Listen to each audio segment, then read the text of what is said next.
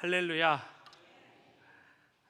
오늘 오후 시간에 저와 여러분이 함께 나눌 말씀은 바울의 고별 설교로 알려진 본문입니다.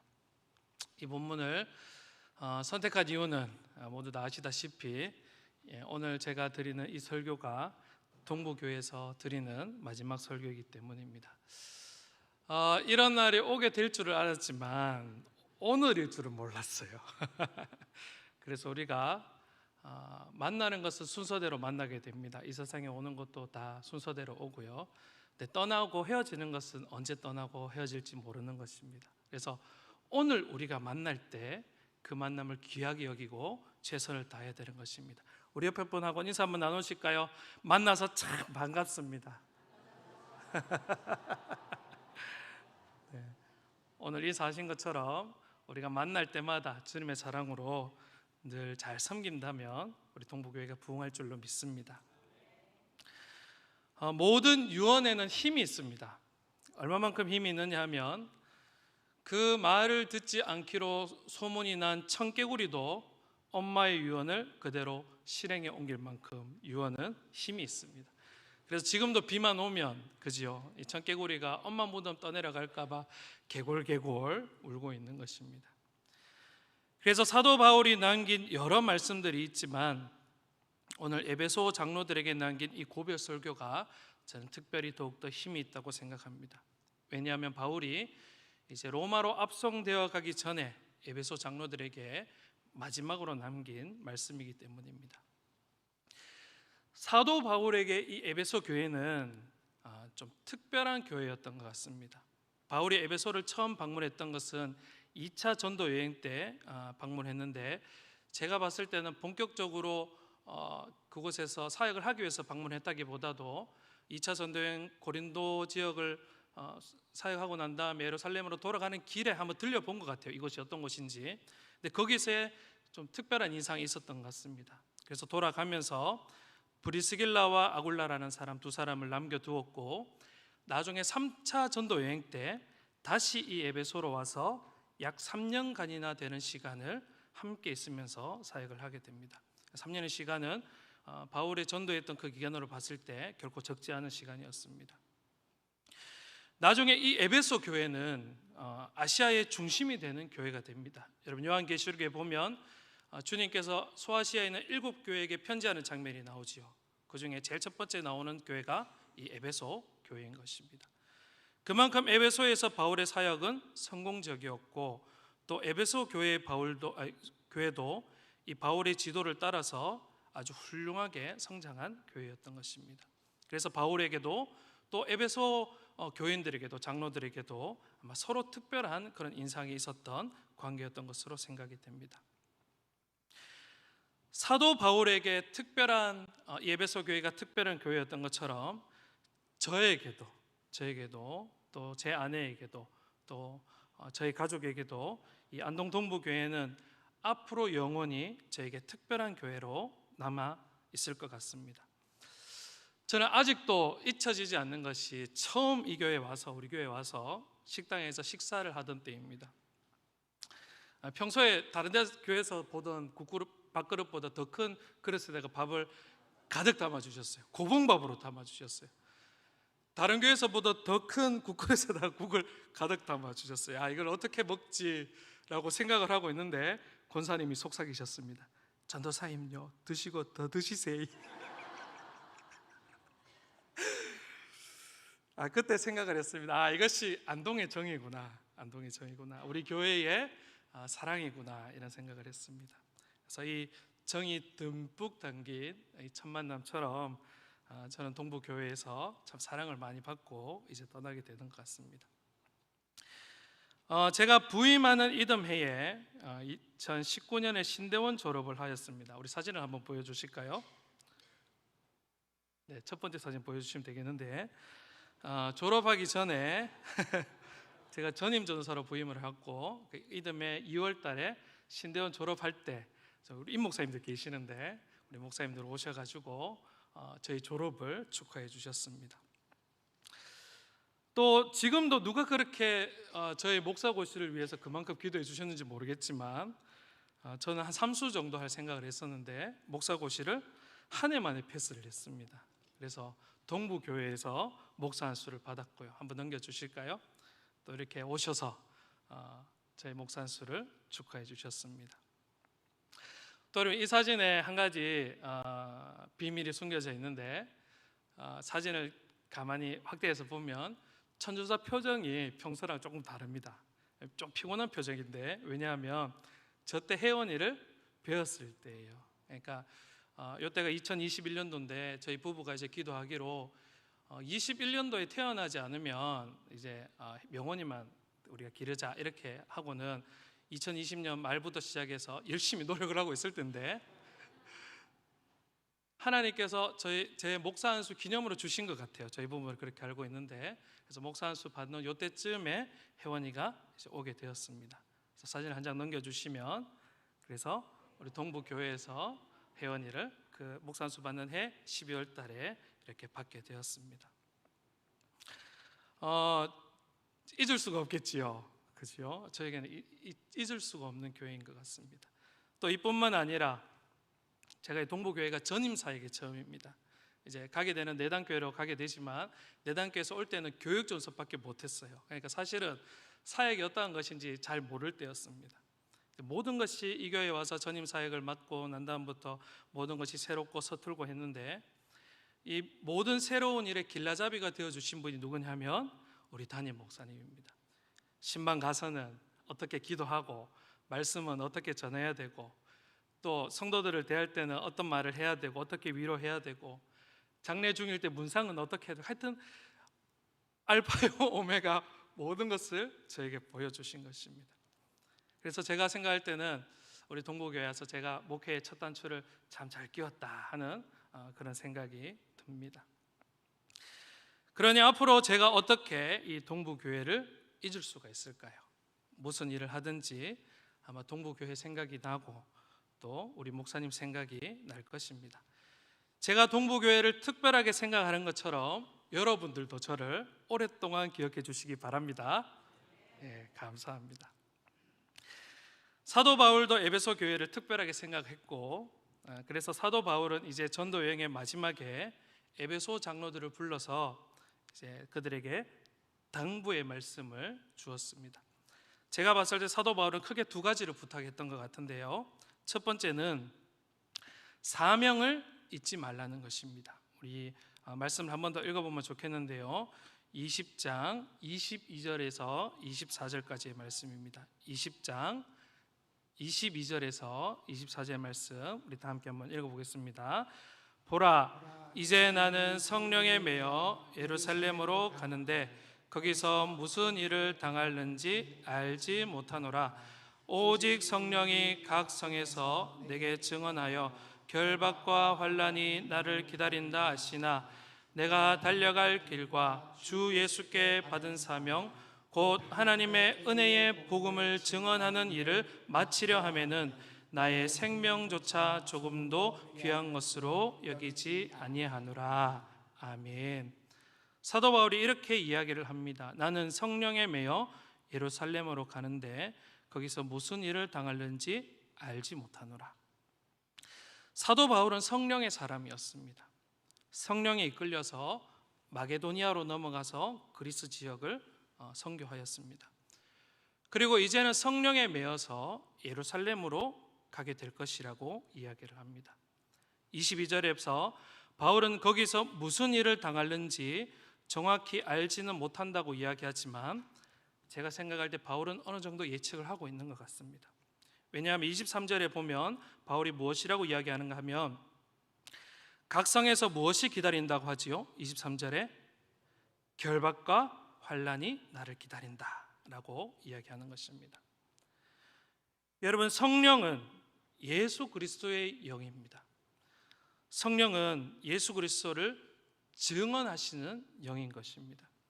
그래서 성령이 오시면 예수님께서 가르치셨던 모든 말씀이 생각나게 되고 예수를 알게 하는 역사가 일어나게 되는 것입니다. 그래서 성령의 충만함을 받으면 예수를 믿게 되고, 그죠? 우리가 예수님을 직접 보지도 못했고 예수님의 십자가의 사건을 보지도 못했지만 우리는 예수님을 믿지 않습니까? 그것은 성령 하나님께서 믿음을 주셨기에 예수를 믿게 되고, 또 성령이 우리 안에 계시면 예수를 증언하시는 영이 성령이시기에 예수를 전하지 않고서는 우리가 견딜 수 없게 되는 것입니다. 우리 안에서 끊임없이 성령께서 예수에 대하여 증언하시기에 견딜 수 없는 것이지요.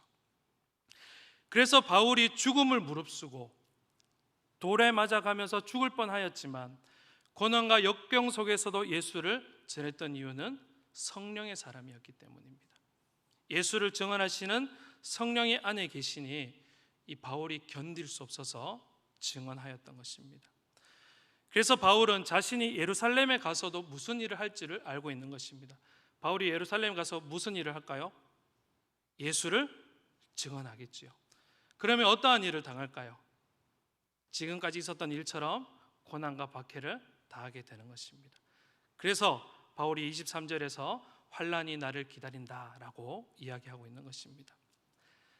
그런데 그럼에도 불구하고 고난과 환난과 역경이 기다리지만 그럼에도 불구하고 사도 바울이 무엇이라고 고백하느냐 하면 24절 말씀 것처럼 기도하는 것입니다. 우리 한번 다 함께 24절 말씀 한 번 더 읽어보면 좋겠습니다. 시작.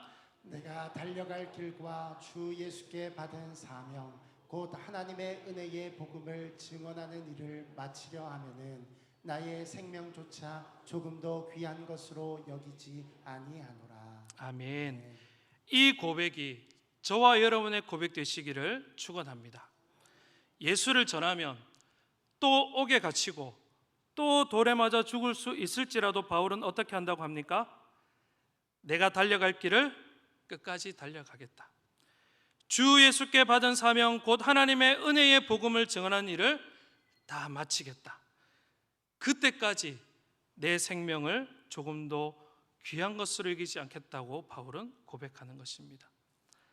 사랑하는 동부교회 성도 여러분, 우리 동부교회가 성령으로 충만한 교회 되시기를 축원합니다. 오늘 오후 예배에 참석하신 모든 각 성도들에게 성령 충만함이 있기를 다시 한번 축원합니다. 성령의 충만함의 의미를 제대로 안다면 사실은 여러분 방금 아멘 하셨던 것이 쉬운 아멘은 아니었을 것입니다. 왜냐하면 성령으로 충만한다면 우리도 사도 바울처럼 사실은 내 생명조차도 귀하게 여기지 않고 나아가서 예수를 전해야 하는 것이기 때문입니다. 여러분, 사도 바울이 이렇게 복음 전도에 매진했던 것은 사도 바울의 독특한 신앙관 때문입니다. 여러분 말씀을 한번 위에서 아마 제가 말씀을 안 올려놓은 것 같은데요, 한번 보시면 20장 26절입니다. 26절 말씀 다 함께 한번 읽어보겠습니다. 시작. 그러므로 오늘 여러분에게 증언하거니와 모든 사람의 피에 대하여 내가 깨끗하니. 아멘. 이렇게 이야기하지요. 사도 바울이 왜 모든 사람에게 대하여 피에 대하여 내가 깨끗하다라고 이야기하느냐 하면 사도 바울은 자기 스스로 복음의 빚진 자라고 생각을 했습니다. 그러니까 예수 그리스도에게 빚진 것을 믿지 않는 자에게 복음을 전함으로써 갚아야 한다고 생각했던 것입니다. 우리는 모두 예수 그리스도에게 빚진 자지요. 은혜의 빚진 자입니다. 그것을 사도 바울은 믿지 않는 자에게 갚아야 한다고 생각했던 것입니다. 그래서 만나는 사람들 중에 누군가가 예수 그리스도를 모르는 사람이 있는데 그 사람에게 예수 그리스도를 전하지 않는다면 그것은 빚을 갚지 않는 것이라고 생각했습니다. 그래서 바울은 때를 얻든지 못 얻든지 예수 그리스도를 전하고자 믿지 않는 자에게 복음을 전하고 은혜를 갚고자 그의 사명을 끝까지 감당했던 것입니다. 저와 여러분도 복음의 빚진 자이심을 믿으시기 바랍니다. 그리고 이 사도 바울이 가진 이 빚진 자로서, 복음의 빚진 자로서 받은 이 사명을, 예수 전하는 이 사명을 끝까지 잊지 않으시기를 주님의 이름으로 축원합니다. 두 번째로 사도 바울이 에베소 장로들에게 당부하는 것이 있었습니다. 우리 말씀을 먼저 읽으면 좋겠는데요, 29절과 30절 말씀입니다. 우리 함께 한번 읽어보겠습니다. 시작. 내가 떠난 후에 사나운 이리가 여러분에게 들어와서 그 양떼를 아끼지 아니하며 또한 여러분 중에서도 제자들을 끌어 자기를 따르게 하려고 어그러진 말을 하는 사람들이 일어날 줄을 내가 아노라. 아멘. 사도 바울이 걱정하고 염려하는 것이 무엇입니까? 에베소 교회에 사나운 이리가 들어와서 양떼를 해치는 것입니다. 누가 이리일까요? 양떼를 해치는 사람이 이리이겠지요. 30절에서도 사도 바울은 이러한 사람이 자기를 따르게 하는 사람이 이리라고 이야기를 합니다. 우리가 교회 안에서 다른 사람을 섬기는 모든 일은 예수를 따르게 하는 일이어야 합니다. 내가 가르치는 일도, 내가 봉사를 하는 것도, 내가 찬양을 하는 것도 모두가 하나님의 영광을 위해서 하는 일이요, 내가 하는 일을 통해서 그 사람이 예수를 따르게 하는 일이 되어야 하는 것입니다. 그런데 이리는 어떠한 사람이냐 하면 제자를 끌어서 자기 자신을 따르게 하는 사람이라는 것입니다. 예수를 따르게 하는 것이 아니라 그 사람에게 어떠한 행동이나 말을 해서 사람을 따르게 만들게 만드는 것이 일이라는 것입니다. 그래서 결국 이러한 사람을 따르면 예수를 따르는 것이 아니라 사람의 말을 쫓게 되고 결국에는 파멸의 길로, 멸망의 길로 가게 되는 것이죠. 양떼를 상하게 하는 것입니다. 또 이리는 어떠한 사람이냐 하면 어그러진 말을 하는 사람입니다. 여러분, 실제로 초대교회 안에는 거짓 교사들이 많이 있었습니다. 영지주의자들로서 극단적으로 금욕하게 하거나 또 극단적으로 방탕한 삶을 살아가게 하는 사람들이었습니다. 그런데 이상한 것은 우리가 들으면 극단적으로 방탕하게 산다, 극단적으로 금욕하게 한다 하면 왜 그 사람들의 말을 쫓아서 갔을까, 이런 의문을 가지게 되지요. 근데 이 사람들이 초대교회 안에서는 꽤나 영향력을 끼쳤습니다. 어떻게 이렇게 큰 영향력을 끼칠 수 있었을까요? 그들이 하는 말이 매우 타당한 말들이었기 때문에, 들으면 바른 말이고 들으면 이해가 되는 말이었기 때문에 그들을 쫓아갔던 것입니다. 참 아이러니한 일이지요. 바르고 타당한 말이었기에 많은 사람들이 그 말을 듣고 하나님의 사람이 되지 못하고 사람에게 속한 사람이 되어서 주님께 버림받게 되었던 것입니다. 사랑하는 동복의 성도 여러분, 기억해야 할 것은 하나님의 사랑은 역설적이라는 것입니다. 역설적이라는 것은 인간의 이성으로는 이해되지 않는다는 의미를 가지고 있습니다. 여러분, 유치환 시인의 깃발이라는 시를 보면 소리 없는 아우성이라는 단어가 나옵니다. 소리 없는 아우성. 여러분, 이 말이 이해가 되십니까? 아우성이라는 것은 어떤 것이지요? 저마다 자기 소리를 막 내면서 외치는 것이 아우성이지요. 근데 소리 없는 아우성이라고 얘기하니까 이것은 우리의 이성으로 생각했을 때는 이해되지 않는 말인 것입니다. 그런데 유치한 시인이 이 소리 없는 아우성이라는 것을 어디에 빗대어서 이야기했느냐 하면 창밖에서 나부끼는 깃발을 보고 이야기를 한 것입니다. 창밖을 바라보는데 깃발이 막 나부끼고 있는 것입니다. 그러면 안에 있는 사람이 그것을 보면 어떻게 느껴질 수 있을까요? 소리 없는 아우성처럼 느껴지는 것입니다. 깃발의 소리가 실제로는 들려오지 않지만 마치 깃발이 바람에 휘날리는 것을 보고 있으면 마치 소리가 들리는 것처럼 느껴지는 것이죠. 이것이 바로 역설이라는 것입니다. 이성으로는 이해되지 않지만 분명히 존재하는 진리를 이야기하는 것입니다. 여러분, 하나님의 사랑도 역설적인 사랑입니다. 어떻게 어이로우신 하나님께서 저와 여러분 같은 죄인을 용서하고 용납하실 수 있으실까요? 이것은 논리적으로 불가능한 일인 것입니다. 그런데 예수 그리스도의 십자가 사랑 안에서 하나님은 우리를 어이롭다고 해 주셨습니다. 그래서 저와 여러분이 하나님의 사랑 안에서 하나님의 자녀가 된 것입니다. 그래서 하나님의 사랑은 불가능을 가능케 하는, 전혀 불가능한 일을 가능하게 하는 역설적인 사랑인 것입니다. 이것을 우리가 기억해야 합니다. 교회 안에는 바른 말 하는 사람들이 많이 있습니다. 그들의 말은 바르고 타당한 말이기에 매우 고개가 끄덕여집니다. 그런데 그들은 바르지 않는 것을 고쳐야 한다고 말하고 개혁해야 한다고 말을 합니다. 매우 타당한 말이지요. 그런데 우리는 한 번 더 깊게 생각해 봐야 되는 것입니다. 그 일이 정말 주님의 뜻에 합당한 일인가 하는 것을 한 번 더 생각해 봐야 하는 것입니다. 주님은 말씀하셨습니다. 나는 의인을 부르러 온 것이 아니라 죄인을 부르러 오셨다고 예수님께서 말씀하셨습니다. 또 죄인 한 사람이 회개하면 하늘에서는 회개할 것 없는 의인 99으로 말미암아 기뻐하는 것보다 더하리라고 말씀하셨습니다. 또 제가 봤을 때 가장 중요한 말씀인데요, 우리 마태복음 18장 6절 말씀 우리 다 함께 한번 찾아보겠습니다. 마태복음 18장 6절 말씀, 아마 위에 제가 말씀을 안 올려드린 것 같아요. 올려드렸군요. 앞에 말씀이 있습니다. 우리 다 함께 마태복음 18장 6절 말씀 한번 읽어보겠습니다. 시작. 누구든지 나를 믿는 이 작은 자 중 하나를 실족하게 하면 차라리 연자 맷돌이 그 목에 달려서 깊은 바다에 빠뜨려지는 것이 나으니라. 아멘. 네.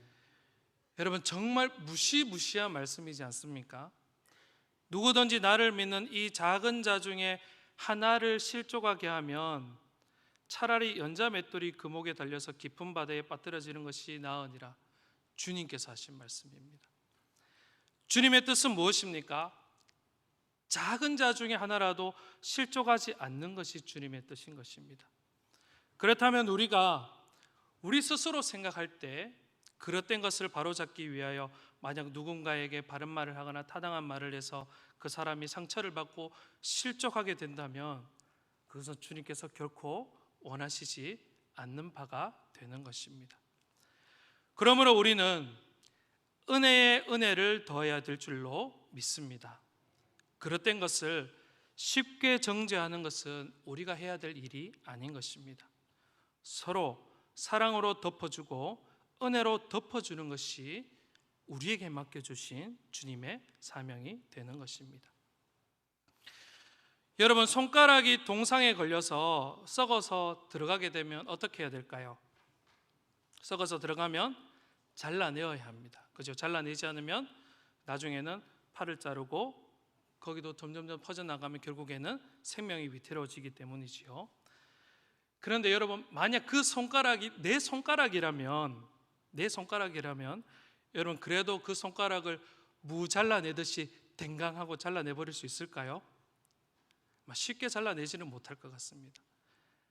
모르겠지만 잘라내지 않고도 회복시킬 수 있는 최선의 방법을 다 해본 다음에 잘라내도 잘라낼 것입니다. 이것이 바로 주님의 마음인 것입니다. 그런데 이리는 그렇지 않는 것입니다. 사도 바울이 경고하는 이리는 그렇지 않습니다. 왜냐하면 이리는 주님의 마음에 관심이 없는 자들이기 때문입니다. 자기가 중심이고 사람들로 하여금 내 말을 듣게 하는 것이 목적이기 때문에 누군가가 상처받고 실족하게 되는 것에는 전혀 관심이 없는 것입니다. 진정한 영혼이라도 실족하지 않기를 바라시는 주님의 마음에는 관심이 없기 때문에 그러한 일을 벌이는 것입니다. 그래서 양떼를 그럴싸한 말로 미혹시키고 바른 말로, 듣기에 좋은 말로, 타당한 말로 미혹시켜서 결국에는 실족시키고 상하게 하는 것입니다.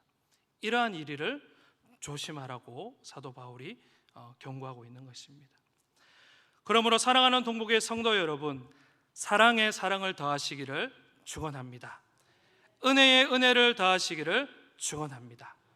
내 생각에 옳다고 생각되어진다고 결코 정죄하거나 부정적인 말은 혀끝에도 올리지 않기를 바랍니다. 우리가 기도하면 정죄는 주님께서 하시는 것입니다. 그리고 우리가 기도하면 그 사람에게 성령 하나님께서 역사하셔서 부정적인 것이 떠오르게 하시는 것입니다. 우리가 해야 될 일은 아닌 것입니다. 우리에게는 사랑하고 은혜 베푸는 직책만 주어졌음을 명심하시기를 바랍니다. 이제 말씀을 맺고자 합니다. 저는 이제 4년 하고도 8개월의 사역을 뒤로 하고 이제 동부교회를 떠나게 됩니다. 떠나는 저를 두고 여러분 안에서는 여러 가지 생각들이 있으시겠지만 저는 염려와 걱정을 하지 않습니다.